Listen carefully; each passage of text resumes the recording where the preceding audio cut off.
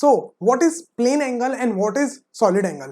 Plane angle आप सुने हुए हो कि सर जब भी दो वेक्टर है एक प्लेन में, अपन किसकी बात कर रहे हैं, एक प्लेन की, अगर सर एक प्लेन में कोई भी दो वेक्टर हैं तो इनके बीच का जो एंगल है, इस एंगल को नापने के लिए अपन जो यूज कर रहे हैं वो है प्लेन एंगल। ये बताना है भैया इन दोनों के बीच में कितनी दूरी है, ठीक है क्या?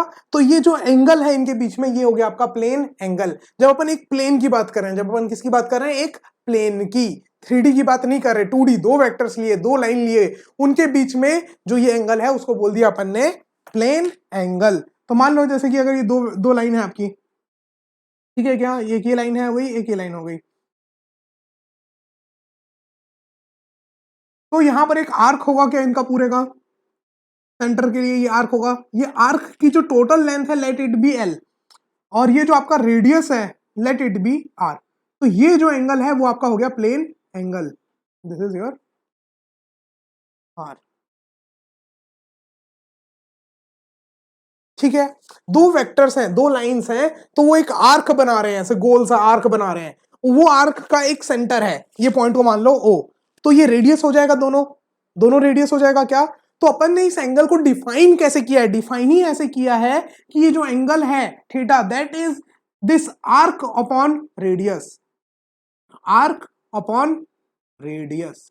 इसी तरीके से अपन ने डिफाइन किया है कि जो वो आर्क बना रहा है सेंटर में, ठीक है, और जो वो रेडियस है सेंटर से उस आर्क तक की जो डिस्टेंस है, इन दोनों का जो रेशियो है उसी को अपन ने क्या बोल दिया, this is our plane angle theta. Theta आपके लिए कोई नई बात नहीं है, आप देखते आए हैं, डिग्री इसका, रेडियन, ये सब यूनिट्स हैं। तो अब एक बात बताओ, लेंथ भी आपके जो आर्क है आपका वो भी लेंथ है, और जो रेडियस आप जो नाप रहे हो वो भी कौन सी यूनिट है, लेंथ। तो लेंथ और लेंथ कट गई, तो इसका कोई भी डायमेंशन नहीं है, dimension less quantity. What is dimension अभी मैं आपको बताऊंगा, अभी खाली इतना ध्यान रखो, it is a dimension less quantity, it is a dimension less quantity, it is a dimensionless quantity, but it has a unit, और क्या यूनिट है इसकी, रेडियन, रेडियन में बोलते हैं, पता है कि नहीं, 2 पाई रेडियन, 3 पाई रेडियन, तो इसको अपन रेडियन में बोलते हैं। ये एक डायमेंशन लेस क्वांटिटी, क्योंकि डायमेंशन कट गई ना भैया, ऊपर भी लेंथ नीचे भी लेंथ, तो डायमेंशन उसकी कोई है ही नहीं, उसका बस एक यूनिट है, अपन ने एक यूनिट दे दिया, दैट इज रेडियन। अभी अपन यूनिट की किसी की बात नहीं की है, यूनिट की बात अपन अभी आगे करेंगे। ये बात समझ में आ गई, एंगल अपन ने प्लेन एंगल क्या डिफाइन किया, ये तो अपन देखते हुए आए हैं। अब मैं आपको बता रहा हूं व्हाट इज सॉलिड एंगल, अब अपन को मेन कॉन्सेंट्रेट करना है व्हाट इज सॉलिड एंगल। तो देखो अगर ये दो लाइन है, दो सेम रेडियस है, इनके बीच का जो एंगल था प्लेन में, दैट इज थीटा, जिसको अपन प्लेन एंगल बोले थे। अब इसी को अगर आप ऐसे गोल घुमा दो, 3D में देखो, एक कर्व, एक कोन बन रहा हो, अगर मान लो मैं एक पेपर लेता हूं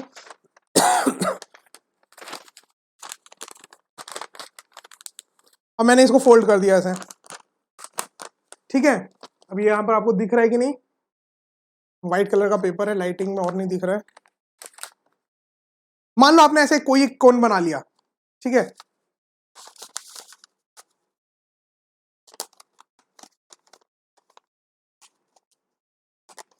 इस टाइप से आपने एक कोन बना लिया, इमेज में दिख रहा है कि नहीं, आपने ऐसा कोई एक कोन बना लिया है, ठीक है।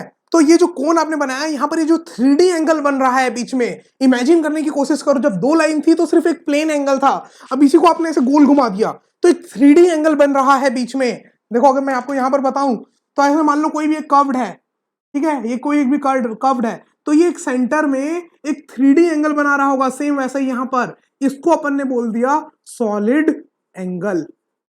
जो एक प्लेन में एंगल था उसको अपन ने बोल दिया प्लेन एंगल, और जो 3D पार्ट में है, अगर मैं आपको बोलूं कि मान लो एक ये कर्व्ड है, वैसे तो है कर्व्ड नहीं है पूरा, लेकिन मान लो कि ये कर्व्ड है, तो ये जो कर्व्ड पार्ट है, ये जो आपको दिख रहा है यहां पर ऐसे कर्व्ड पार्ट है, ये जो कर्व्ड पार्ट एक सेंटर होगा इसका, किसी ना किसी स्फेयर का ये पार्ट होगा, तो इस स्फेयर का जो सेंटर है, इस स्फेयर का जो सेंटर है, उस पॉइंट में जो वो 3D एंगल बना रहा है, सॉलिड एंगल बना रहा है, 3D एंगल बना रहा है, उसी को अपन ने कहा सॉलिड एंगल। अब देखो एक बार इसको विजुलाइज करने की कोशिश करो, जिस तरीके से अपन ने यहां पर किया था, दिस आर्क, यहां पर अपन ने क्या बोला था, this arc upon this radius is your plane angle. उसी तरीके से अपन बोलते हैं this curved surface area, this curved surface area upon this radius is your solid angle, is your solid angle. अगर ये आपका कर्व्ड सरफेस एरिया है, ये आपका कर्व्ड सरफेस एरिया है, तो ये जो कर्व्ड सरफेस एरिया है ये आपका एक कर्व्ड एरिया है, तो ये जो आपका कर्व्ड एरिया है ये अपॉन ये कोई सेंटर होगा इसका, वो सेंटर से इसकी डिस्टेंस जो है वो रेडियस, रेडियस वर्ड आपके लिए नया नहीं है, तो ये एरिया अपॉन वो जो रेडियस है उसका स्क्वायर, उसका रेडियस का स्क्वायर, अपन ने क्या बोला, एरिया अपॉन रेडियस का square is your solid angle denoted by omega. अपन ने क्या बोला, solid angle is equal to area, curved surface area upon radius का होल स्क्वायर। ठीक है क्या? तो एक तरीके से एक 3D एंगल जो बन रहा है, अब उसका फील लेना है कि क्या है। तो एक बात बताओ मेरे को, अगर आप एक कंप्लीट स्फीयर लेते हो, इतना बात समझ में आई, प्लेन एंगल आपको पता था, सॉलिड एंगल मैंने आपको क्या बोला, वही एंगल अगर एक प्लेन में ना हो, एक सॉलिड बन जाए, थ्रीडिकल बन जाए, ऐसे गोल, जैसे मैंने आपको बोला एक कोन ले लो आप कोई भी, तो वो कोन कितना एंगल बना रहा है सेंटर में, वो कोन कितना एंगल बना रहा है सेंटर में, ये अपन को क्वांटिटी बताता है कौन, सॉलिड एंगल। बात समझ में आ रही है क्या? तो इसको समझने के लिए एक और चीज एकदम, वैसे ये एज सच इतना इंपॉर्टेंट है नहीं, बट कहीं कहीं पर ये आपको दिया हुआ है, एचसी वर्मा में भी दिया हुआ है, तो अपन इसके बारे में अच्छे से डिस्क्राइब कर रहा हूं मैं आपको पूरा, what is solid angle. Generally कई जगह इसको छोड़ दिया जाता है, बट नहीं, अपन कुछ भी नहीं छोड़ेंगे, एक एक टॉपिक कोने से कोने का कवर करेंगे। तो मान लो एक स्फीयर है, कंप्लीट स्फीयर, ठीक है क्या, तो वो भी एक सेंटर में कुछ एंगल बना रहा होगा, तो यहां से फील लेने की कोशिश करते हैं कि भैया एक पूरा स्फीयर क्या एंगल बनाता है। तो आप बोलोगे सर एक पूरा स्फीयर, एक पूरे स्फीयर की अगर आप बात करो, तो आप बोलोगे सर एक पूरा एक स्फीयर की बात करोगे, तो सर इसका जो एरिया होता है, अगर ये रेडियस आर मान लो, तो सर इसका एरिया होता है वो कितना होता है, 4πr²। एक स्फीयर का कर्व सरफेस एरिया कितना होता है, मेरे को ये बताओ, एक स्फीयर का कर्व सरफेस एरिया होता है 4πr²। तो आप क्या बोलोगे sir, solid angle is curve surface area upon radius का स्क्वायर, सो कट के कितना आ गया, 4π रेडियन। तो इसी को अपन बोलते हैं यूनिट स्टेरेडियन, इसकी यूनिट अपन क्या बोलते हैं, स्टेरेडियन की यूनिट बोल देते हैं अपन, unit of this is steradian, STERADIAN, steradian, ठीक है, ऐसा यूनिट। तो अब एक इसको यहां से इमेजिन करना कोशिश करो कि एक जो पूरा स्फीयर है, एक जो कंप्लीट स्फीयर है, वो जो एंगल बनाता है सेंटर में, 3D एंगल, सॉलिड एंगल बनाता है, वो है 4π। वो कितना है, 4π। जैसे आप एक सर्कल की बात करो, एक प्लेन में अगर आप एक सर्कल की बात करो, अगर आप एक सर्कल की बात करोगे, तो एक सर्कल टोटल कितना एंगल बनाता है, आप बोलोगे सर ये टोटल एंगल होता है 2π। कितना होता है, 2π, पता है ना, एक सर्कल, एक लाइन है, पूरा गोल घुमा दो तो कितना एंगल होगा, 2π। तो आपका जैसे एक पूरा सर्कल जो एंगल बना रहा है वो 2π, अब उसका आधा है तो पाई, उसका आधा है तो π/4। आपको बात समझ में आ रही है क्या, π/2, π/4, इस टाइप से आप कुछ भी लिख सकते हो। सेम उसी तरीके से अगर एक स्फीयर है, अगर एक स्फीयर है, तो वो जो सेंटर बना रहा है एंगल में, एंगल बना रहा है सेंटर पे, that is 4π steradian, that is 4π steradian. समझ में थोड़ी फील आई कि जैसे एक कंप्लीट सर्कल सेंटर में जो एंगल बना रहा है, दैट इज योर एंगल, जो आप अपन बचपन से पढ़ते आए हैं। उसी तरीके से एक स्फीयर जो सेंटर में एंगल बना रहा है, 3D एंगल पूरा चारों साइड, ठीक है क्या, उसको अपन ने बोला 4π स्टेरेडियन। क्या बोला, 4π स्टेरेडियन। तो अगर आधा हेमिस्फीयर होगा तो 2π, उसका और आधा कर दो तो पाई, और आधा कर दो π/2। चमका क्या, थोड़ी फील आई, what is solid angle, what is plane angle, खत्म। इससे ज्यादा जरूरत नहीं है, सच में इससे ज्यादा कहीं किसी भी एग्जाम में जरूरत नहीं पड़ेगी। अगर इतना समझ में आ गया तो लाइव जिंगल आला, ठीक है क्या, आगे बढ़े क्या, what is solid angle, unit solid angle की स्टेरेडियन डिनोटेड बाय SR। उसी तरीके से अगर आप बात करोगे सॉरी, तो ये जो आर्क है, arc upon radius is your theta, arc upon radius is your theta. इसकी यूनिट क्या है, ऐसा यूनिट रेडियन, ऐसा यूनिट इज रेडियन। डायमेंशन नहीं है, अब डायमेंशन क्या है वो मैं आपको आगे बताऊंगा, बट यहां पर ये ध्यान रखो, ये दोनों की, अब दोनों की प्लेन एंगल और सॉलिड एंगल दोनों ही डायमेंशनलेस क्वांटिटी है, लेकिन इनकी यूनिट है, यूनिट क्या है, एक की रेडियन, एक की स्टेरेडियन, STERADIAN। क्लियर सभी को, what is solid angle, what is plane angle. चलो क्वेश्चन बहुत इजी इजी क्वेश्चन है, फटाक से तुरंत 2 मिनट में। Plane angle subtended by a semi circle at the centre is, आप बोलोगे सर सेमी सर्कल बना दो सर, एक सेमी सर्कल, ये रेडियस। तो आपने क्या बोला सर, एंगल जो प्लेन एंगल थीटा है वो होता है ये आर्क, आप क्या बोलोगे वो होता है ये आर्क। तो आप बोलोगे सर ये आर्क कितनी है, पूरे कंप्लीट सर्कल की कितनी होती है 2 पाई आर, तो सेमी सर्कल की कितनी होगी पाई आर अपॉन, अपन ने क्या बोला था रेडियस, आर ने आर को समाप्त कर दिया, बचा कितना पाई रेडियन।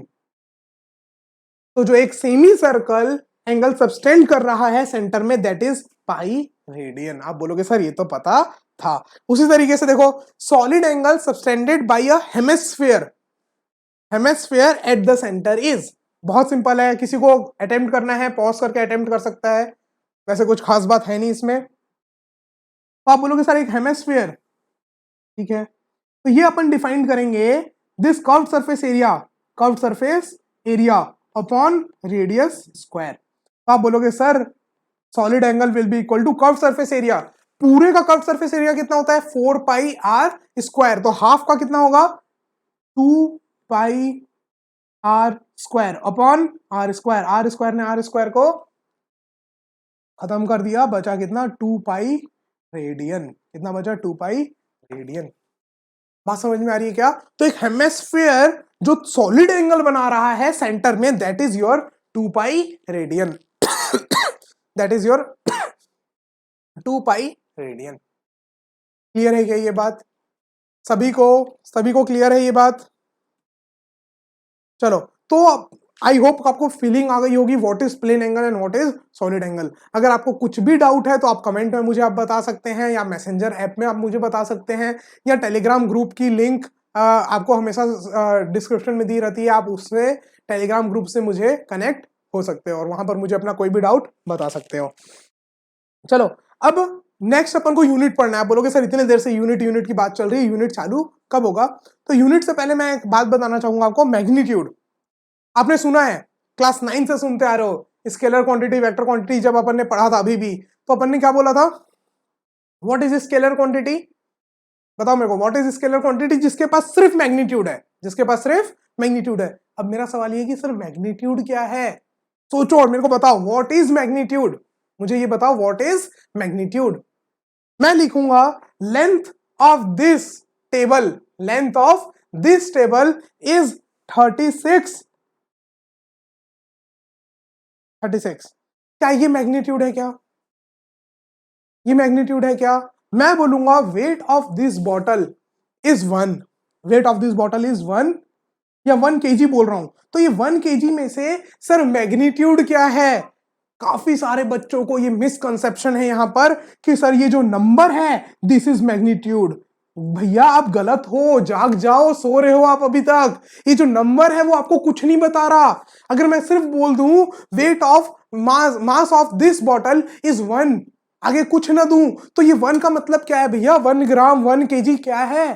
तो ये जो न्यूमेरिकल है, ये नंबर जो लिखा हुआ है 1, यहां पर 36, सर ये सिर्फ न्यूमेरिकल है, नंबर है, ये मैग्नीट्यूड नहीं है। उस नंबर में जब आप एक यूनिट जोड़ दोगे, उस नंबर पे आप एक यूनिट जोड़ दोगे, जैसे यहां पर केजी, 36 इंच या फिर 120 मीटर, तो जब तक आप ये यूनिट नहीं जोड़ोगे वो मैग्नीट्यूड नहीं बनेगा।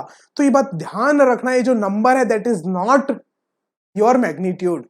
ठीक है, कई लोगों को लगता है मैग्नीट्यूड नंबर की बात चल रही, नंबर की बात चल रही है। भैया नहीं भैया, सिर्फ नंबर की बात नहीं चल रही, number into unit. What is your magnitude? You can write it as magnitude is equal to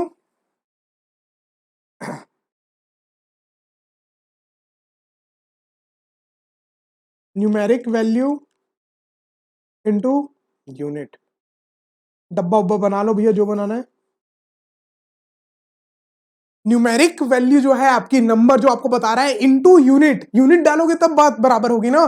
तो आप बोलोगे, अब एक बात बोलो, अगर मैं बोल रहा हूं आपको 2 मीटर, आपको मैं क्या बोल रहा हूं 2 मीटर, तो यहां पर जो न्यूमेरिकल पार्ट है आपका, न्यूमेरिक वैल्यू है वो क्या है 2, यूनिट क्या है मीटर।